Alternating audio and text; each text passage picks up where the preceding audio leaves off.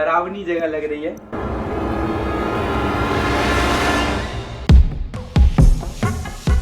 ये मानना है कि उन्होंने यहाँ पे सुल्तान के आत्मा को देखा है बैठे।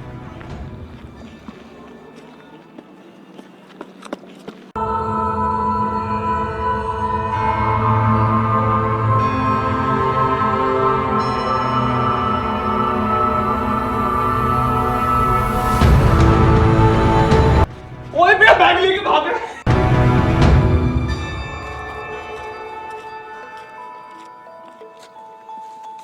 अभी हम किले के प्रवेश द्वार पे हैं। एक इंटरेस्टिंग बात यह है कि जब ये किला बना था तब ये प्रवेश द्वार खुद सुल्तान द्वारा प्रयोग में लाया जाता था। जैसे ही हम किले में प्रवेश करते हैं तो हम यहाँ बहुत सी खाली जगह देखते हैं। वो इसलिए क्योंकि किले को बनाने के लिए यहाँ से स्टोन्स निकाले और स्टोन्स को निकालने के बाद इस खाली जगह को रिजर्वर्स में तब्दील कर दिया गया। गाजी मलिक जो कि सुल्तान मुबारक खिलजी की सेवा में थे, एक दिन वो इस किले वाली जगह से गुजर रहे थे तो गाजी मलिक ने सुल्तान से यहाँ एक किला बनाने की बात कही। तो सुल्तान ने यूं ही मजाक में बात को टालते हुए कहा कि जब आप सुल्तान बनेंगे तो आप ही बनवा लेना। लेकिन तब किसे पता था कि गाजी मलिक एक दिन सच में सुल्तान बन जाएगा। 1320 में खुसरो शाह जी द्वारा खिलजी शासन का तख्ता पलट हुआ और गाजी मलिक खुसरो शाह का सर काट के सत्ता में आ गए। तुगलक वंश का शुरुआत करते हुए उन्होंने गियासुद्दीन तुगलक की उपाधि धारण की और इसके बाद उन्होंने तुरंत अपने काल्पनिक शहर की निर्माण की शुरुआत कर दी।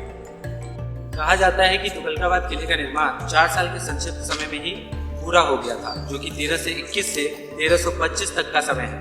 और ये भी कहा जाता है कि इसके 15 साल बाद इस किले को पूरी तरह से छोड़ दिया गया।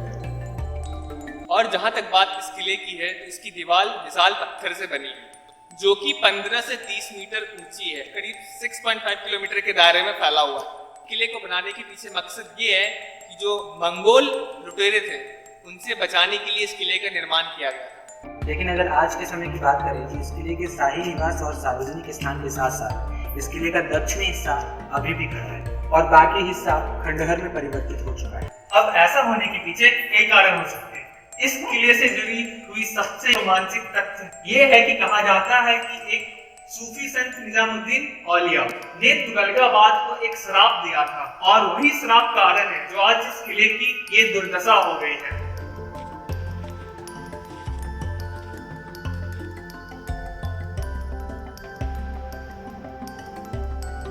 हुआ कुछ ऐसा कि जब गियासुद्दीन तुगलक इस किले का निर्माण करवा रहे थे तो उन्होंने एक फरमान जारी कर दिया कि दिल्ली के सभी मजदूरों को किले पे ही काम करना है। उसी वक्त सूफी संत निजामुद्दीन औलिया का बावली का भी काम चल रहा था जो कि नए फरमान की वजह से रुक गया क्योंकि निजामुद्दीन औलिया एक जाने माने संत थे। तो मजदूरों ने फैसला लिया कि किले पे काम करने के बाद वो रात में निजामुद्दीन औलिया के बावली का काम करेंगे। और जब इस बात की खबर गियासुद्दीन तुगलक को पड़ी तो उन्हें अच्छा नहीं लगा और कहीं ना कहीं वो निजामुद्दीन औलिया से नफरत भी करते थे। तो उन्होंने ये निश्चित किया कि निजामुद्दीन औलिया को रात में बावली का काम करने के लिए तेल ना मिले और उन्होंने तेल की सप्लाई को रोक दिया। कहा जाता है कि निजामुद्दीन औलिया ने उस वक्त बावली के पानी से ही मसालों को जला दिया था और कुछ लोगों का ये भी कहना है कि उन्होंने ये अफवाह को फैलने दिया। असल में उन्होंने पहले ही कुछ तेल बचा के रख लिया था, ऐसा मानना है। बावली का काम बंद होने की वजह से सूफी संत नाराज तो थे ही, तो उन्होंने तुगलकाबाद को एक श्राप दिया, या रहे उजर या बसे गुजर। इसका मतलब या तो ये किला उजड़ जाएगा या फिर यहाँ खाना बदोश, चरवाहों या फिर गुजरों का कब्जा होगा। आज भी श्राप का असर साफ साफ देखा जा सकता है।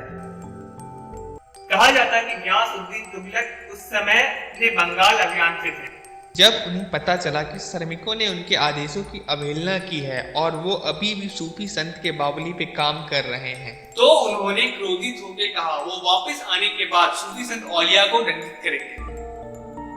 जब इस बात का पता सूफी संत को चला तो उन्होंने एक और श्राप दिया और उन्होंने कहा कुंज दिल्ली दिवस यानी दिल्ली अभी दूर है। और इस श्राप का असर कुछ इस तरह हुआ कि जब गयासुद्दीन तुगलक बंगाल अभियान से वापस लौट रहे थे तो दिल्ली के बाहर उत्तर प्रदेश की कारा में ठहरे। वहां उनके दूसरे बेटे अहमद बिन तुगलक ने उनके सम्मान में एक सामियाना बनाया, जिसके गिरने की वजह से उनका और उनके छोटे बेटे की मृत्यु हो गई। कुछ लोगों का कहना ये भी है कि ये सामियाना मोहम्मद बिन तुगलक ने गयासुद्दीन तुगलक पे गिरने की मंशा से ही बनवाया था। मोहम्मद बिन तुगलक ने 7 साल तक शासन करने के बाद राजधानी को दक्कन का औरंगाबाद जिले के दौलताबाद देवगिरी में स्थानांतरित कर दिया।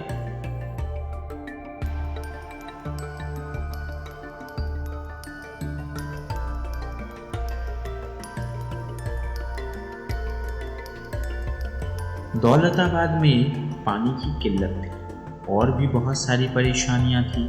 तो जब अपनी गलती का एहसास हुआ तो 1334 में राजधानी को फिर से दिल्ली स्थानांतरित कर दिया गया और इस वजह से उन्हें एक नया नाम भी मिला, mad Tughlaq.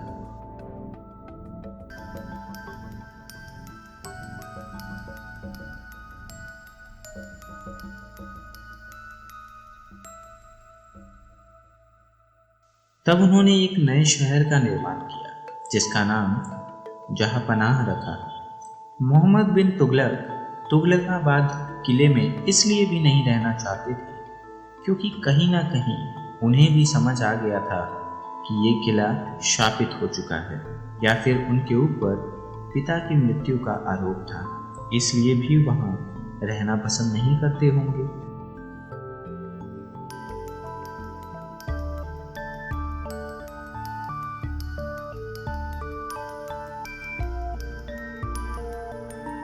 Shortage of water, Mohammad बिन तुगलक द्वारा कैपिटल का स्थानांतरण, खुद मोहम्मद बिन तुगलक का तुगलकाबाद में ना रहना, ये सभी कारण बने और तुगलकाबाद कभी पूरी तरह से बस ही नहीं पाया। और आज सच वैसा ही है जैसा सूफी संत के श्राप में कहा गया था।